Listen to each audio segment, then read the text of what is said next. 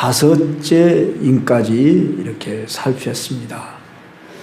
특별히 이 다섯째 인과 순교자들의 신원 호소의 그 탄원의 기도 소리를 들었습니다.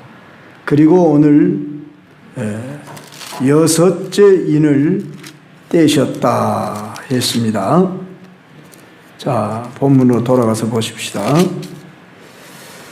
내가 보니 여섯째 인을 떼실 때에, 자, 여기서 보았다 할 때는 환상으로 요한이 보았다는 거지요. 그런데 여섯 번째 인을 떼니 어떤 현상이 일어났느냐 하는 이런 내용이 이제 전개되는데, 앞에 있는 심판보다 더 규모나 강도 범위에 있어서 더 강력함을 볼 수 있습니다. 우주 전체까지 영향을 미치는 것으로 표현되고 묘사됐습니다.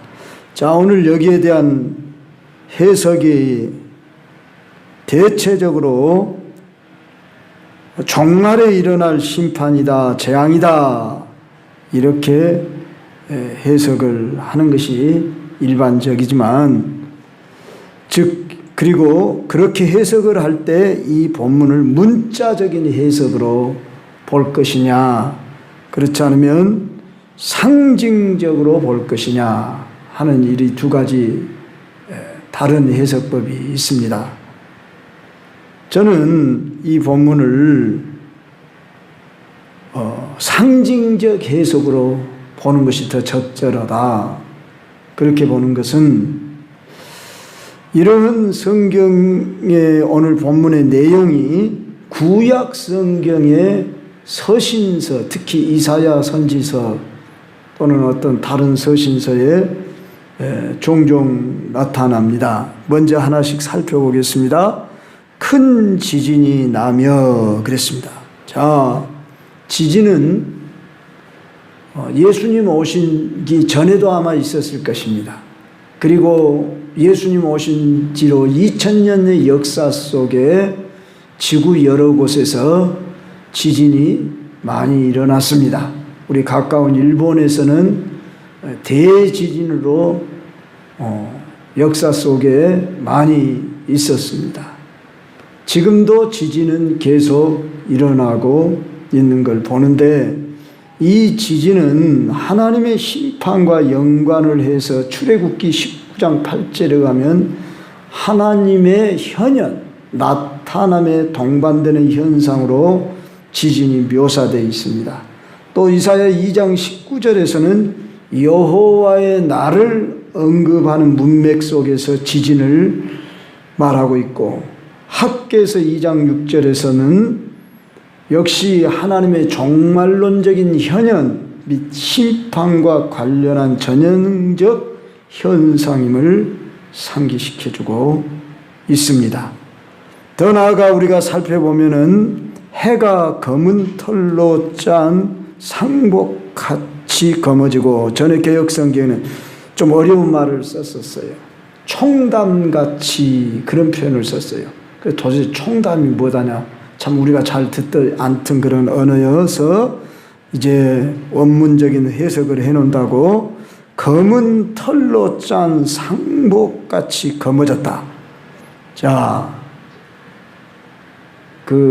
얼마 전에도 태양이 이렇게 달을 품으면 검어지는 그런 현상이 있다고 그러죠. 그걸 개기일식이라고 그러던가요. 그래서 그런 일들이 자연 현상에 나타나기도 합니다. 그런데 지금 그런 걸 말하는가, 문자적으로, 그렇지 않으면 이건 상징을 말하는가 하는 것은 성경 전체 속에서 특히 이 요한계시록이 사도 요한이 환상을 보고 계시로 전달해 주지만 언어로 표현을 할 때는 그 묵시문학적인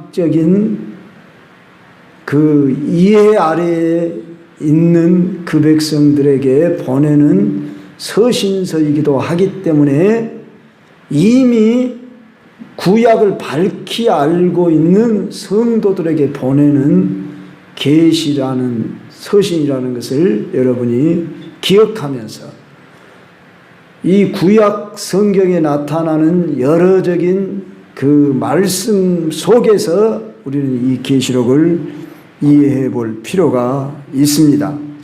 그럴 때 해가 검어지고 달이 피같이 된다고 하는 이런 예들이 이사야 13장 10절, 24장 23절 한번 띄어 올려보세요. 거기 보면은 하늘의 별들과 별무리가 그 빛을 내지 아니하며 해가 돋아도 어두우며 달이 그 빛을 비추지 아니할 것이로다. 그때 달이 수치를 당하고 해가 부끄러워하리니 이는 만군의 여호와께서 시온산과 예루살렘에서 왕이 되시고 그 장로들 앞에서 영광을 나타내실 것입니다. 계속이요. 내가 너를 불끄드러 할 때에 하늘을 가리어 별을 어둡게 하며 해를 구름으로 가르며 달이 빛을 내지 못할 것입니다. 자, 이런 내용들이 이렇게 구약 성경에 많이 나타난다는 것입니다. 그랬을 때에 또 신약 성경에서는 대표적인 예로 마태복음 24장 29절에 나타납니다. 그날 환난 후에 즉시 해가 어두워지며 달이 빛을 내지 않은 별들이 하늘에서 떨어지며 하늘의 권능들이 흔들릴 할 때 여기 해나 달과 별이 보여지는 단어 문자 그대로 해냐 달이냐 별이냐 이렇게 보기보다는 상징적인 의미로 쓴 것이라 이렇게 이해한다고 말입니다. 가령 요셉이 꿈을 꿨을 때에 해와 달과 11별이 자기에게 절을 하는 이런 꿈을 꿨을 때 그들은 즉시 이해를 했습니다. 즉 아버지 야곱이가 이해를 할 때 그 해와 달과 별이 바로 해, 달, 별 그 자체를 말하는 게 아니라 자기와 아내와 11 자식들을 가리킨다 하는 것을 금방 이해를 했듯이 그만큼 당시에는 이런 상징적인 해석이 유행했다는 것을 얼마든지 우리는 이해할 수 있고 구약 전체의 성경 속에서 숱하게 나오고 있습니다. 이럴 때 우리는 여기서 광명체가 어두워지고 달이 피를 흘린다고 하는 것을 꼭 문자적으로 해석을 하고 마지막에 있을 심판에만 일어날 일로 보기보다는 해와 달과 별이라고 하는 이것은 한마디로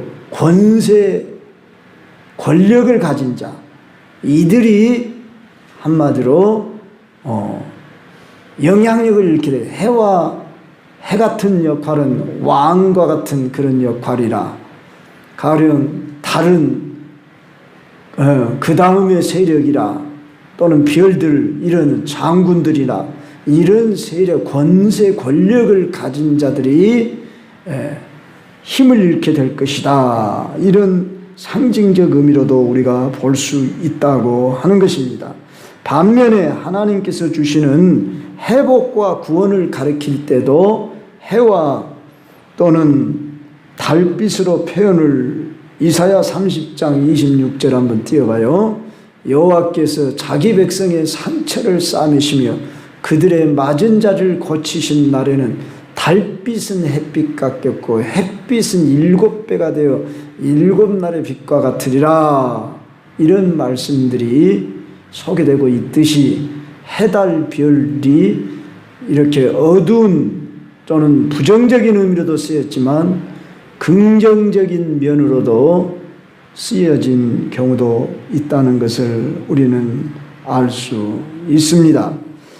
감람산 광야에서도 우리가 그것을 문자적으로 볼 거냐 상징적으로 볼 거냐 할 때에 해석이 달라질 수 있습니다마는 이러한 일들은 역사 속에서 우리는 이 요한계시록을 제가 처음부터 해석을 할 때 부분적 과거론적으로 해석을 하겠다고 했습니다.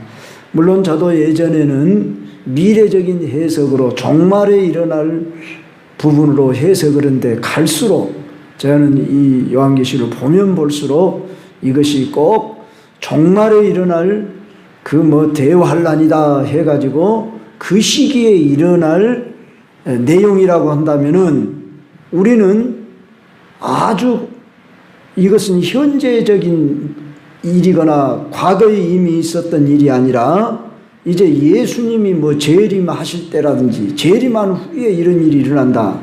그런다면 우리는 재림이 아직 일어나리라고 기대를 하지 말아야 합니다. 그러지 않습니까?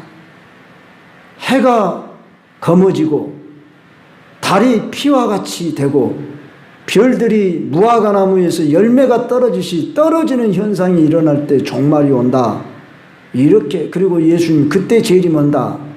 그런다고 하면은 그건 너무나 우리는 현실하고 맞지 않는, 주님이 오실 때는 도적같이 온다고 그랬습니다. 편안하다, 안전하다, 먹고 마시고 시집가고 장가가자, 아니라 할 때 갑자기 임한다고 그랬습니다. 그러지 해가 막 검어지고 달이 핏빛이 되고 별이 무화과나무처럼 떨어지고 그런 시기가 와야 예수님이 재림을 한다? 그 말이 앞뒤가 안 맞는 이야기입니다. 근데 많은 해석자들이 이런 방식으로 공포감을 줍니다.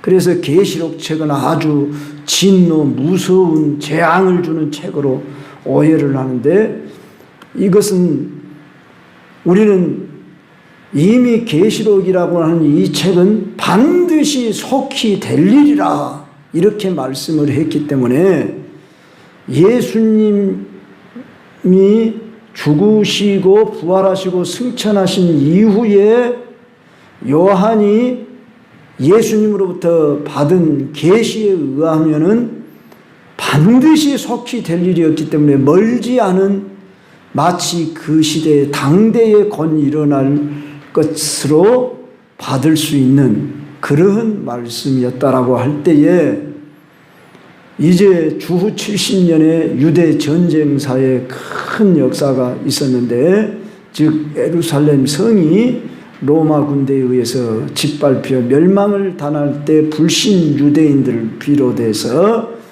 로마의 또한 군대도 그 이후에 많은 재앙을 받는 역사를 볼 수가 있는데, 네로가 68년도에 자살을 하고 그 후에 세 왕들이 서로 각축을 벌이며 그들 또한 죽임을 당하는 역사가 있답니다.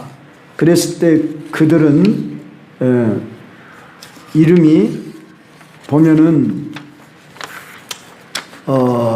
갈바, 오토, 비텔리우스라고 하는 이런 세 왕조가 권력 투쟁을 하다가 68년에서 69년경에 비참하게 다 죽었답니다.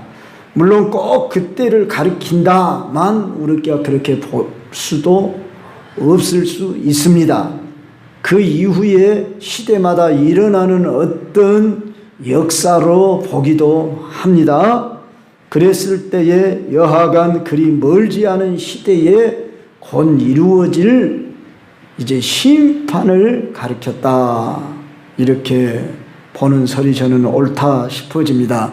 조금 더 나아가서 봅시다. 하늘의 별들이 무화과 나무가 여기는 제가 했지요.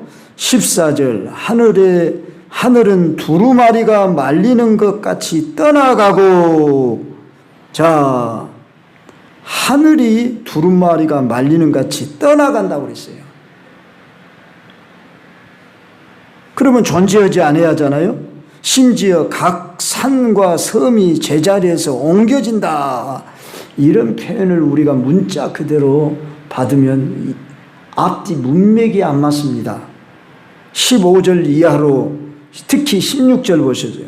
산들과 바위에게 말하되 우리 위에 떨어져 보좌에 앉으시니 얼굴에서 그 어린 양이 진 우리를 가리라. 아니 이미 산과 섬이 제자리에서 다 옮겨져 버렸다고 했는데 산들과 바위에게 또 우리 위에 떨어져 보좌에 앉으시니 얼굴에서 그 어린 양이 진 우리를 가려라. 그러면 문맥상에 상당한 문제가 생깁니다. 그래서 이런 산이라든지 섬이라든지 이런 내용들은 구약에서 볼 때에 시편에 이미 많이 그 산을 향해서 신이 신의 영역으로 웅장하고 장엄한 또는 안정을 상징하는 모습으로 나타나 보여졌습니다. 대표적으로 시편 46편, 48편. 자, 하나님께서 나타나시면 장엄함과 안정을 상징하는 산이 움직이고 심지어 녹기까지 한다는 이런 표현들이 나옵니다. 그랬을 때에 이 요한은 이런 그 구약의 언어들이 아주 밝히 알고 있고 또 이 편지를 받는 그 그리스도인들 역시 구약적인 배경을 충분히 이해하고 있다고 볼 수가 있는 것입니다. 그랬을 때에 여기서 하늘은 두루마리가 말리는 같이 떠나가고 각 산과 섬이 제자서 옮겨진다. 이 말을 상징 비유적인 그러한 당시 그 묵시문학적인 표현으로 그들이 이해할 수 있었을 것이다. 그런 말씀입니다. 즉 하나님께서 열국과 인간 역사를 궁극적으로 다스리시는 분이시다. 하나님의 통치를 강조하고 있다고 보는 것입니다. 구약에서 산 중에 산은 시온산인데 시온산은 유대인을 가리키고 섬과 바다는 열방을 상징합니다. 그러니까 유대인도 열방도 다 심판을 받게 된다 하는 그런 의미로 이제 표현을 하고 있다 이렇게 보는 것이고, 그 다음에 인간계의 심판을 15절로 16절에 말씀하는데 여기 땅의 임금, 왕족들, 장군들, 부자들, 강한 자들, 모든 종과 자유인, 이 부류를 가만히 보면 7부류예요. 계시록에서 7이라고 하는 숫자는 완전수잖아요. 그런데 여기 7부류를 소개한다고 했을 때, 자, 높은 신분에 있는 자와 평범한 자와 종의 신분에 있는 모든 자들이 다 심판의 예가 없다. 이 땅에서 부한 자, 강한 자, 능력 있는 자, 어떤 사람, 그들뿐만 아니라 가난한 사람, 이런 사람들이 동일하게, 가난한 사람, 또 종으로 고통받는 사람, 이런 사람 상관없이 모두 다 심판에서 제될 수가 없다. 이러한 이제 말이 되기도 한다는 것입니다. 그래서 모든 인간들은 하나님 앞에서 다 심판을 받을 것이다. 그러면 거기서 죄된 자가 누굽니까? 죄된 자는 오직 그리스도인들입니다. 그리스도인들은 은혜 입은 자들입니다. 자, 그리스도인들 중에 부한 자도 있고 가난한 자도 있고 다 높은 자도 있고 낮은 자도 있을 수 있지만 그리스도인들은 이제 보호를 받고 안전한 곳에서 이렇게 피신하도록 하나님이 지켜주신다 하는 것입니다. 그러면 그 근거가 무엇입니까? 그것은 오직 십자가의 은혜입니다. 로마서 8장 1절로 2절에 그러므로 그리스도 예수 안에 있는 자에게는 결코 정죄함이 없나니 죄와 사망의 법에서 너희를 해방하였음이니라. 누가 우리를 하나님의 사랑에서 끊으리요? 누가 우리를 송사하리요? 그러면서 사도 바울이 로마서 8장에서 그렇게 수사적인 의문법으로 그렇게 표현을 하지 않았습니까? 그와 같이 오늘 이 세상이 다 멸망하고 심판하고 어떤 고난이 따른다 할지라도 그리스도 안에 있는 자들은 염려할 것 없다고 말합니다. 물론 그리스도인들도 이 세상에 살면서 고난을 당하고, 만약 우리나라에 전쟁이 일어난다 그러면 그리스도인이라고 해서 죄될 수 있습니까? 그것은 죄될 수 없이 고난을 받지만, 고난받아 심지어 죽임을 당한다 할지라도 6.25 시대 때, 일제시대 때 우리 그리스도인들이 더 핍박받고 고난받고 순교당했습니다. 그러나 그들은 하늘의 위로를 받고, 자, 순교자들이 하나님의 제단에서 하나님 앞에 탄원을 올릴 때 하나님이 그들을 신원해 주시는, 잠깐 쉬어라 그렇게 말씀하시고 뜻이, 이 세상 나라에 어떤 환난이 고난이 역경이 시련이 바람이 분다 할지라도 그리스도인들은 결코 염려할 것이 없고, 여기 지금 나오는 7부류의 사람은 불신자들의 여러 부류의 모든 사람들이 다 굴과 산들의 바위 틈에 숨어 하는 말이 산들과 바위에게 말하되 우리 위에 떨어져 보좌에 앉으시니 얼굴에서와 그 어린 양의 진노에서 우리를 가리라. 자, 이 말씀을 꼭 우리가 종말에 일어날 어떤 모습으로만 볼 것인가, 저다가 예전에는 그렇게 보았었는데 문자적으로만 보면 그것이 맞게 보여지는데, 이런 모습들을 우리는 예수님이 아니라 역사 속에서 고난받는 그 시대 그 백성들이 보호를 받고 자기를, 그러니까 그리스도인들을 대적하고 박해하는 자들을 하나님이 시대마다 심판하신다는 겁니다. 역사 속에 그렇게 했습니다. 그리스도인들이 박해를 받아 순교받을 때도 있지만 하나님은 이 역사의 주관자가 되셔서 시대마다 보호하시고 지금도 신원하고 계시는 것입니다. 그래서 우리는 어떤 상황이 올지라 할지라도 우리가 결코 두려워하지 않을 것은, 종말에 와서는 예수님께서 세상의 왕들을 포함해서 모든 원수를 심판하고 그 발밑에 두신다. 그리고 그들의 머리를 깨트리신다.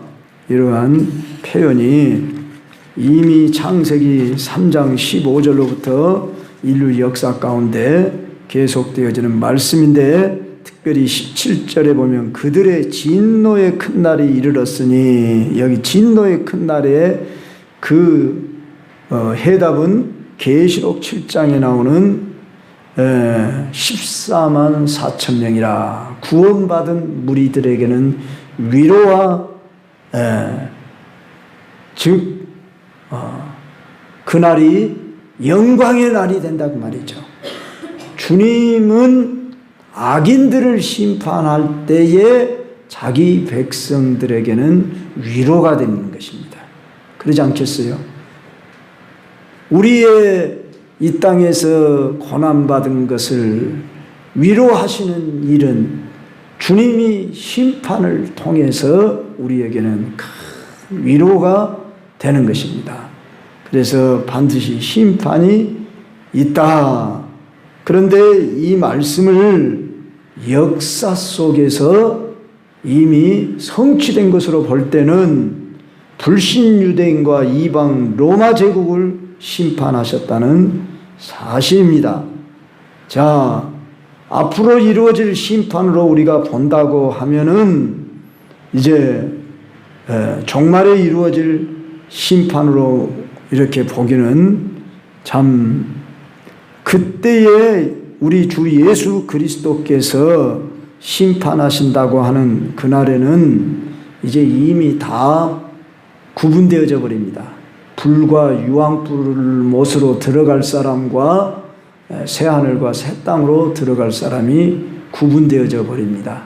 그렇기 때문에 지금 6번째 떼어지는 이 인은 앞으로 7째 인도 있고 또 앞으로 일어날 대접재앙 무슨 나팔재앙 이런 재앙들이 있다고 볼 때 꼭 종말에 일어날 심판이라고 보다는 역사 속에 이루어진 그런 심판의 모습으로도 볼 수 있다. 저는 그렇게 보고 싶습니다.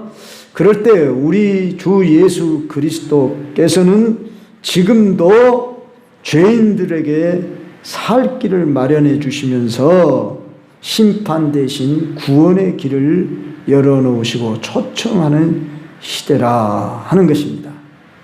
자, 주님은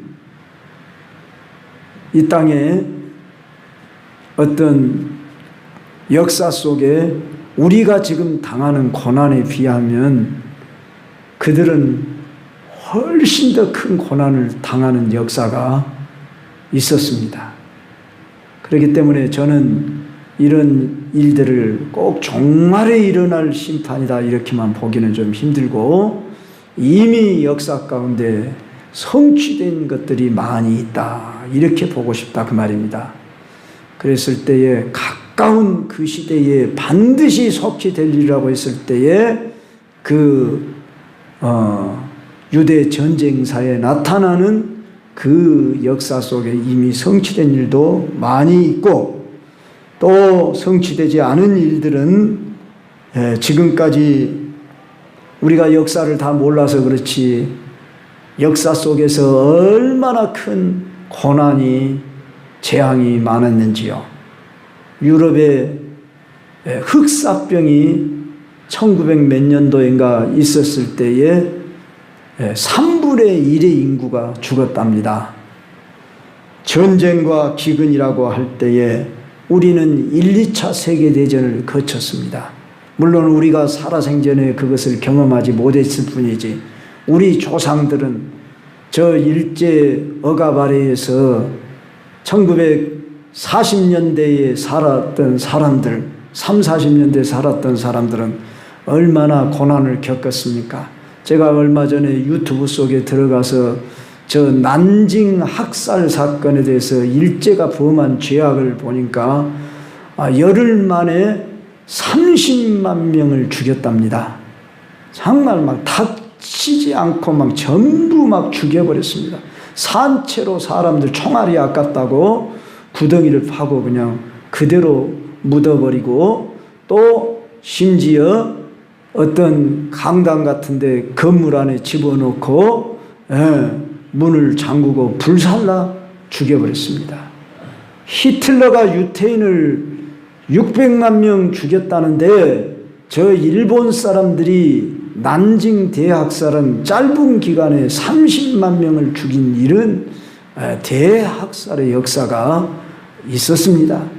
참 오늘 이 시대를 살아가는 우리들은 우리가 살아오는 이 인류 역사 속에 얼마나 큰 재앙들이 많이 있었는가 이것을 우리가 생각할 때에 또 종교사회가 또 범한 죄악도 얼마나 큰 죄악을 저질렀는지 로마 가톨릭교가 신교들을 이 핍박해서 고문을 하고 학살을 하는 그 행위들도 수백만 명에 이른답니다. 이런 피비린낸 역사 속에 인류 역사가 진행되고 있다는 것을 우리는 알아야 합니다. 결론적으로 오늘 말씀을 드리자면 우리가 살 길은 오직 예수 그리스도 그의 복음 밖에 없다 하는 것입니다. 이 세상의 부와 권력과 그 무엇도 안전하지 못하다 그 말입니다. 세상을 기대하지 말자 그런 말입니다. 세상을 바라보지 말자 그 말입니다. 민주사회가 뭐 이루어져서 세상에 유토피아가 오리라는 것을 기대하지 말자 그 말입니다. 공산당들이 유토피아를 추구하다가 그들이 두 손을 들고 이제 사회주의라는 이러한 깃발을 내걸고 지금도 존재하고 있지 않습니까? 그렇다고 민주주의가 이 세계를 구원하는 것도 아니고 그 어떤 이데올로기, 어떤 제도가, 어떤 정치가, 뭐 어떤 문화가 이 세계를 새롭게 할 수 없습니다. 오직 이 세계의 소망은 우리 주 예수 그리스도밖에 없습니다. 세상은 그렇게 말할 겁니다. 너희들은 예수님을 믿으니까 그렇게 말하겠지 그러지만 이건 기독교 2000년의 역사가 증거하는 바입니다. 물론 예수님을 믿는다고 하루아침에 갑자기 무엇이 개벽 천지가 이루어진 거나 유토피아가 이루어진다는 말은 아닙니다. 예수 믿는 사람들은 선으로 악을 이기고 사랑으로 이 세상을 변화시키는 십자가의 길을 가는 이런 고난 속에서도 그들을 품으며 우리는 복음을 전하는 사람들로 살아가는 길, 이 길만이 살 길입니다. 그래서 우리 믿음 잃지 말고 아무리 힘들어도 고난이 있더라도 이 믿음 지키며 끝까지 주만 바라보십시다. 기도하겠습니다. 하나님 아버지, 이 밤에도 주를 사랑하고